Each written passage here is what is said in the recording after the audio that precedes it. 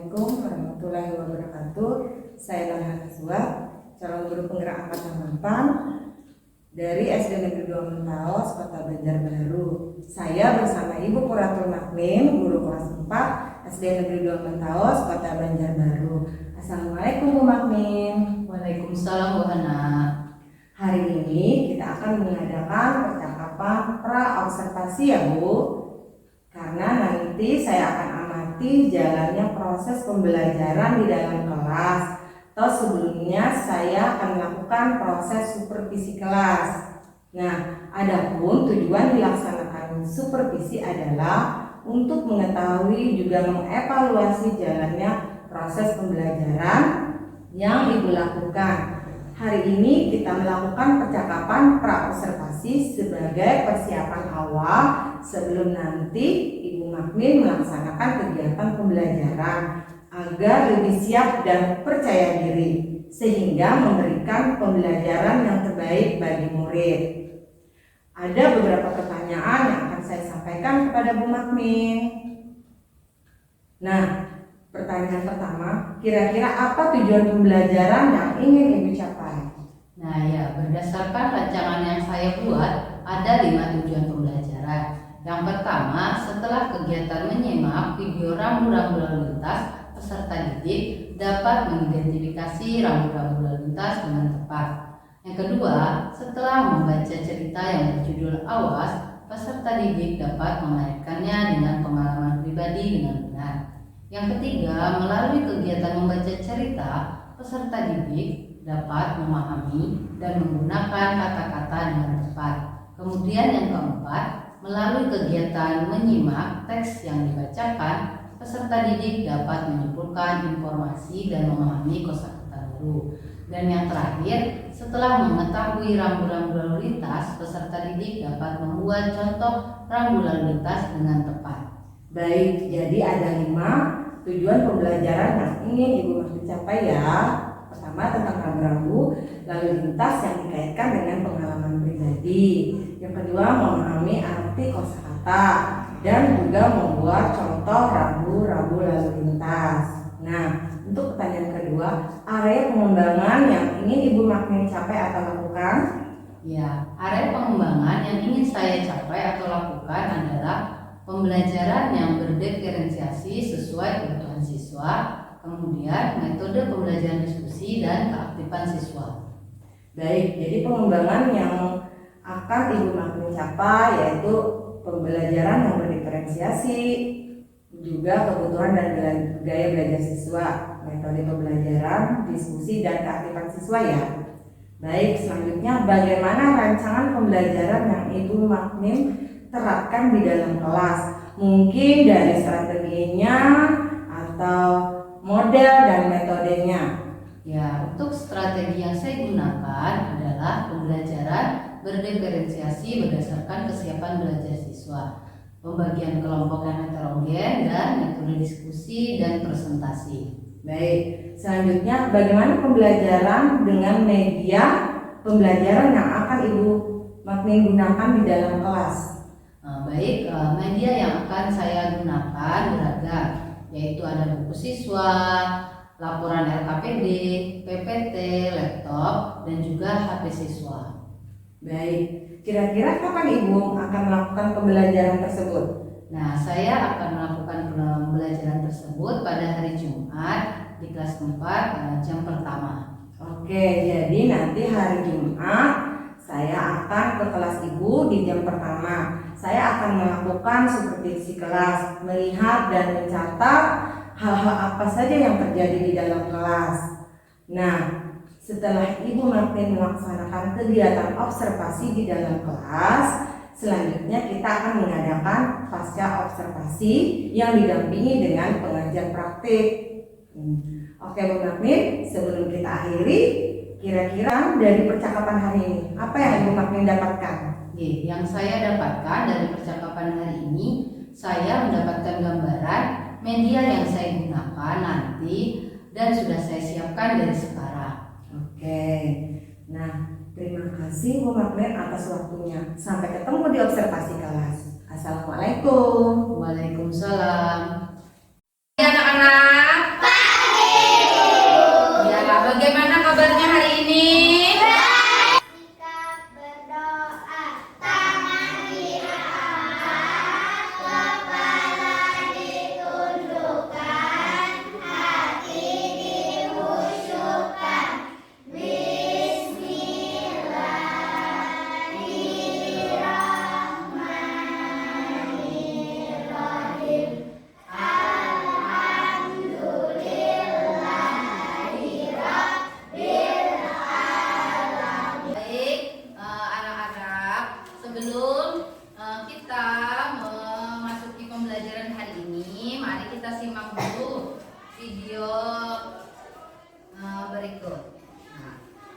ikuti ya, anak-anak silakan berdiri, dan buka duduknya. Silakan berdiri.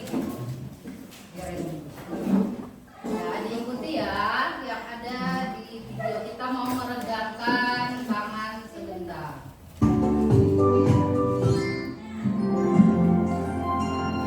Tangan ke atas menggapai bintang, tangan ke samping burung yang terbang, tangan ke depan ikan berenang, duduk yang rapi siap. Tujuan pembelajaran kita hari ini, setelah menyimak video rambu lalu lintas melalui tayangan, nanti ada tayangan YouTube, kalian bisa mengidentifikasi rambu-rambu lalu lintas dengan tepat.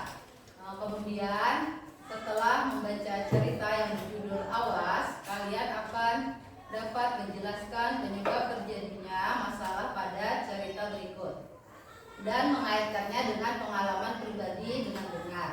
Nah, kemudian yang ketiga, melalui kegiatan membaca, kalian dapat memahami dan menggunakan kata-kata dengan tepat. Kemudian melalui kegiatan menyimak teks yang dibacakan, kalian dapat menyimpulkan informasi dan memahami kosakata baru. Kemudian yang terakhir, setelah mengetahui rambu-rambu lalu lintas, kalian dapat membuat contoh rambu-rambu lalu lintas. Oke, nah anak-anak, kalian pasti sering melihat rambu-rambu lalu lintas ketika berjalan kemana saja, misalnya ke pasar, mau ke sekolah, kira-kira ada nggak melihat? Ya, dipersilakan menyeberang, berarti boleh. Nah, terus ada lampu apa yang ada 3 warna tuh? Lampu lalu lintas. Ya, lampunya ada warna apa aja? Prioritas, tinggi ruas bebas, lebar ruang bebas, hati-hati, tikungan ke kiri, belajar rambu-rambu larangan. Macam-macamnya rambu-rambu lalu lintas.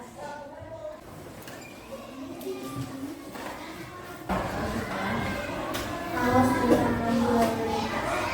Kemudian berangkat lagi ke kelompoknya bikin hari ini. Mereka sudah berbagi tugas itu menyambut. Ya, supaya aman, tidak terbentur. Nah, jadilah dari cerita tadi, Rudi tadi ngapain tadi Rudi? Rudi kita melewati. Nah, Rudi tidak sabar, tidak mau menunggu lampu apa? Lampu merah tadi. Mengerjakan latihan dulu teks yang dibacakan oleh temannya tadi.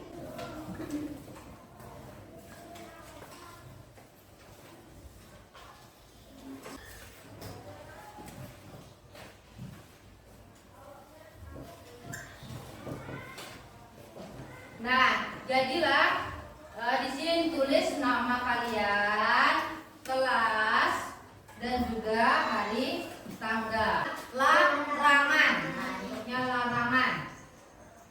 Nah, terus ada kuning. Nah, kuning berbentuk ketupat. Nah, bentuknya seperti ini. Nah, kuning itu biasanya di dalamnya ada lambang mobilnya. Biasanya warna hitam lambangnya itu, dasarnya warna kuning. Nah, itu sifatnya peringatan. Nah, kalau biru tadi perintah, kalau merah larangan, kalau kuning peringatan. Nah, peringatan kalau itu peringatan, awas ya jalannya licin. Nah, hati-hati bisa terjatuh. Nah, atau bisa juga biasanya tanjakan yang terjal, tanjakannya tinggi sekali bisa. Nah, atau banyak anak-anak menyeberang. Nah, banyak lagi peringatan yang lainnya. Jadi tadi biru untuk apa? Biru larangan. Kalau merah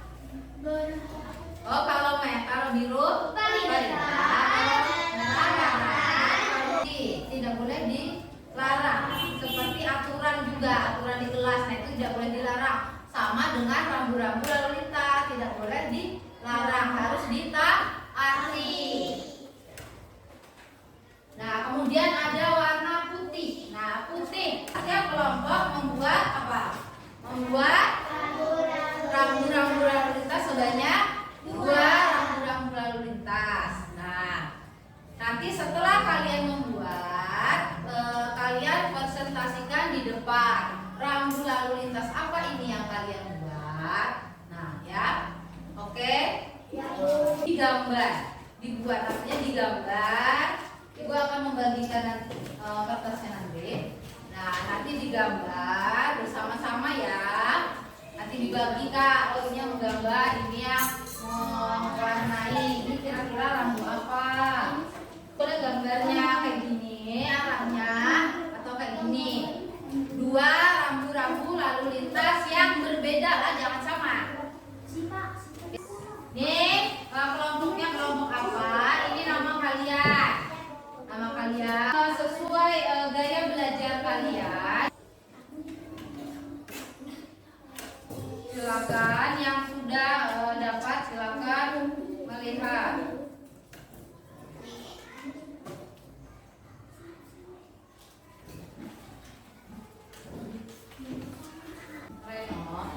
Nah, kemudian ada ini hati-hati jalan licin. Nah, ada lagi dilarang parkir, kemudian dilarang stop. Dapat lagi ini berarti di depan ada belok kanan, ada jalan lurus. Nah, terus kok lagi tuh yang putih. Nah, bahwa sudah selesai, sudah berakhir peringatan 50 km-nya. Terus ada dan juga informasi arah ya, kalau ke kanan ke kantor, kalau lurus ya. Terima kasih untuk kelompok kinestetik. Mari kita beri tepuk tangan. Silakan duduk. Nah, kemudian kelompok visual, silakan mempresentasikan hasil diskusinya. Ya, silakan. Assalamualaikum warahmatullahi wabarakatuh. Mengarah tikungan ke kiri. Kemudian dilarang masuk dan dilarang. Jadi kalian taati rambu-rambu lalu lintas yang ada di jalan yang kalian lewati. Ya, mudah-mudahan kalian aplikasikan di kehidupan kalian. Nah, mungkin itu saja pembelajaran kita hari ini. Ibu akhiri. Wabillahi taufiq wal hidayah. Wassalamualaikum warahmatullahi wabarakatuh. Saya mahasiswa calon guru Kecamatan dari SD Negeri Pawas Kota Banjarbaru. Hari ini saya bersama Ibu Putri Magnis sebagai guru yang diobservasi dalam kegiatan supervisi akademik dan didampingi Bapak pengajar praktik Bapak Heru Widodo. Assalamualaikum Bapak. Waalaikumsalam. Assalamualaikum Bu Magnis. Nah, hari ini kita akan mengadakan percakapan pasca observasi. Saya akan berikan pertanyaan kepada Bu Magnis terkait jalannya observasi pembelajaran yang sudah Bu Magnis lakukan kemarin. Tujuannya untuk mengevaluasi sejauh mana proses pembelajaran yang sudah Bu Magnis lakukan. Baik, pertanyaan pertama, bagaimana Bu Magnis perasaannya setelah melakukan observasi pembelajaran di kelas kemarin? Awalnya saya merasa tegang dan khawatir pembelajaran tidak berjalan dengan baik. Alhamdulillah ternyata berjalan dengan baik dan lancar. Dan saya juga mendapatkan pengetahuan baru tentang KSE dan juga pembelajaran berdiferensiasi. Alhamdulillah Bu Magnis berpengalaman ya dari observasi kemarin. Nah, setelah itu tanya selanjutnya yaitu bisa nggak Bu Magnis ceritakan area pengembangan dan apa saja yang sudah Bu Magnis lakukan? Di tahapannya saya membuat perangkat pembelajaran dan juga untuk area pengembangannya pembelajaran yang berdiferensiasi sesuai kebutuhan siswa, terus metode pembelajaran diskusi dan keaktifan siswa. Jadi sebenarnya baik, Bu Magnin, saya ingin menunjukkan hasil observasi kemarin ya pembelajaran. Nah, pada saat pembelajaran kemarin, di sini Bu Magnin di pendahuluan pembelajaran, Bu Magnin kan melaksanakan SBG. Nah, SBG itu termasuk dalam ASE atau kompetensi sosial emosional. Bu Magnin sudah memasukkan KSE-nya, alhamdulillah, dan bersama anak-anak juga ceria ya melakukan SBG. Nah, setelah itu juga Bu Magnin menyampaikan tujuan pembelajaran yang baik, dengan lancar, itu juga Bu Magnin yang sabar, melayani anak-anak bila ada kesulitan dalam pembelajaran tersebut. Selanjutnya juga Bu Magnin sudah memberikan pembelajaran yang kontekstual yang berkaitan dengan kehidupan nyata seperti rambu-rambu. Itu bagus sekali Bu Magnin karena sudah dikaitkan dengan kehidupan sehari-hari anak-anak. Anak-anak kan perlu tahu tuh tentang rambu-rambu lalu lintas. Itu sebenarnya juga kemarin Bu Magnin. Selanjutnya juga pengelompokan anak-anak ya Bu Magnin ya. Jadi kemarin anak-anaknya sudah dikelompokkan sesuai kebutuhan belajar kan, ya yang berdiferensiasi. Alhamdulillah anak-anak bagus ya. Gitu. Nah selanjutnya dari pembelajaran itu yang berdiferensiasi dan KSE tadi. Bagaimana menurut Bu Magnin? Apakah itu sudah berjalan sesuai dengan rencana? Ya, sesuai dengan rencana yang sudah ada. Jadi sudah berjalan sesuai rencana Bu Magnin ya, berdiferensiasinya, KSE-nya, kerja kelompoknya, dan diskusi aktifan siswa. Ada presentasi ya? Alhamdulillah. Nah, pertanyaan selanjutnya terkait apa dari pembelajaran tersebut Bu Magnin, apa keuntungan dari Bu Magnin yang Bu Magnin rasakan saat pembelajaran itu?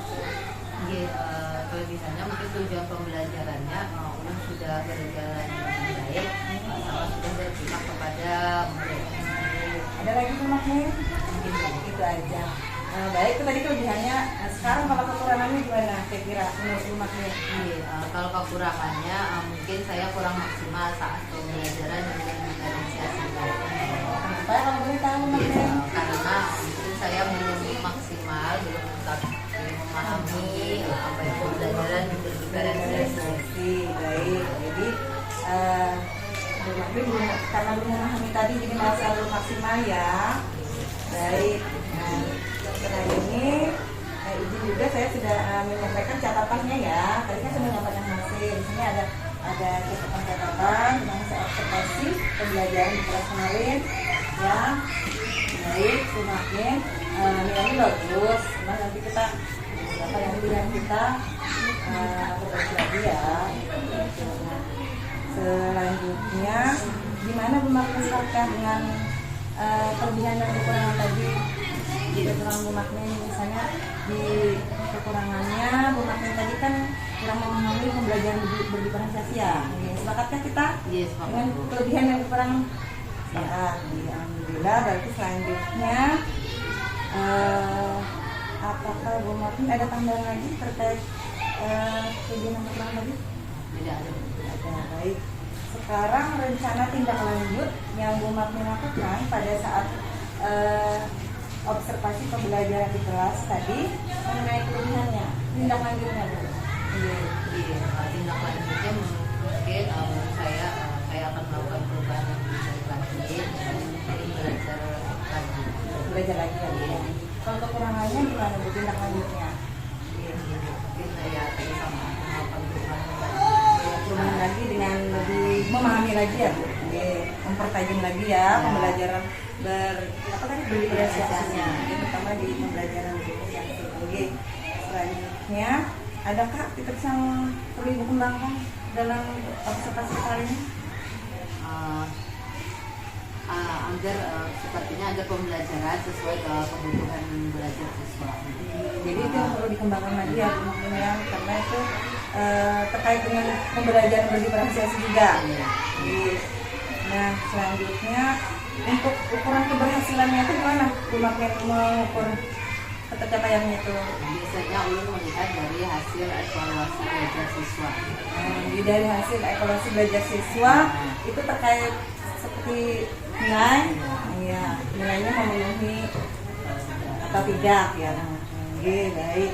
Selanjutnya apa dukungan yang Ibu perlukan untuk mencapai pelaksanaan pengembangan tersebut? Mungkin dukungan dari semua warga sekolah, Dari murid. Baik, oke. Selanjutnya kapan kira-kira Bu Mumin melaksanakan pengembangan tersebut? dalam waktu dekat saya akan melakukan Perubahan itu ya pasti ya, mungkin demi mungkin ya. Jadi kan pasti ya. Baik Bu Mumin, terima kasih atas percakapan hari ini. Semoga perubahan pengembangan yang Ibu lakukan ke depannya nanti akan menjadi lebih baik lagi untuk terutama untuk Bu Mumin sebagai seorang guru dan untuk murid-murid berpihak kepada murid. Baik, terima kasih Bu Mumin atas percakapan hari ini. Assalamualaikum. Assalamualaikum warahmatullahi wabarakatuh. Saya Quratul Maknin dari SDN 2 Mentaos, Kota Banjarbaru. Setelah di-coaching oleh Ibu Norhana Syuat dari CGB Angkatan 8 Kota Banjarbaru, alhamdulillah saya merasa senang sekali karena saya mendapatkan wawasan yang baru dalam pembelajaran yang berpihak pada murid. Terima kasih Ibu Hana, semoga sukses dan lancar CGB Angkatan 8 Kota Banjarbaru. Wassalamualaikum warahmatullahi wabarakatuh.